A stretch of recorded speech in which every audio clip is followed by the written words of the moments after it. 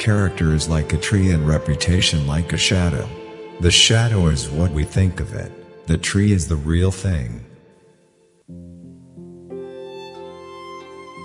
Sir, my concern is not whether God is on our side. My greatest concern is to be on God's side, for God is always right. You can fool all the people some of the time, and some of the people all the time, but you cannot fool all the people all the time. Upon this subject of education, not presuming to dictate any plan or system respecting it, I can only say that I view it as the most important subject which we as a people can be engaged in.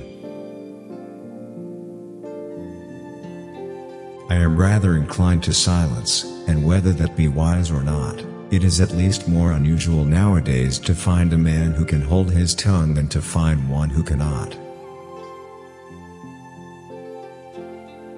You can fool some of the people all of the time, and all of the people some of the time, but you cannot fool all of the people all of the time. Adhere to your purpose and you will soon feel as well as you ever did. On the contrary, if you falter, and give up, you will lose the power of keeping any resolution, and will regret it all your life. I have been driven many times upon my knees by the overwhelming conviction that I had nowhere else to go. My own wisdom and that of all about me seemed insufficient for that day. I happened temporarily to occupy this big White House. I am living witness that any one of your children may look to come here as my father's child has. I am not bound to win, but I am bound to be true. I am not bound to succeed, but I am bound to live by the light that I have. I must stand with anybody that stands right, and stand with him while he is right, and part with him when he goes wrong. And having thus chosen our course, without guile, and with pure purpose, let us renew our trust in God, and go forward without fear, and with manly hearts. Human nature will not change. In any future great national trial, compared with the men of this, we shall have as weak and as strong, as silly and as wise, as bad and as good. Let every American, every lover of liberty, every well-wisher to his posterity, swear by the blood of the Revolution, never to violate in the least particular, the laws of the country, and never to tolerate their violation by others. I know not how to aid you, save in the assurance of one of mature age, and much severe experience, that you cannot fail, if you resolutely determine that you will not.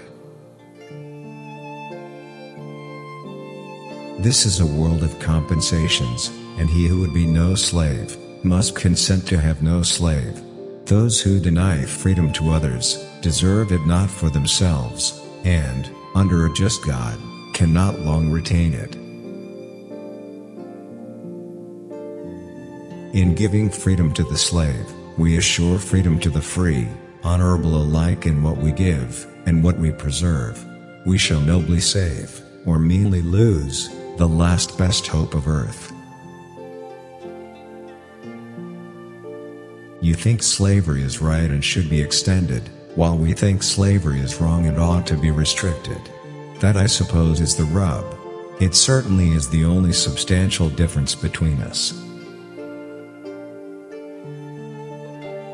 The one victory we can ever call complete will be that one which proclaims that there is not one slave or one drunkard on the face of God's green earth. No man is good enough to govern another man, without that other's consent. I say this is the leading principle, the sheet anchor of American republicanism. Surely God would not have created such a being as man, with an ability to grasp the infinite, to exist only for a day. No, no, Man was made for immortality.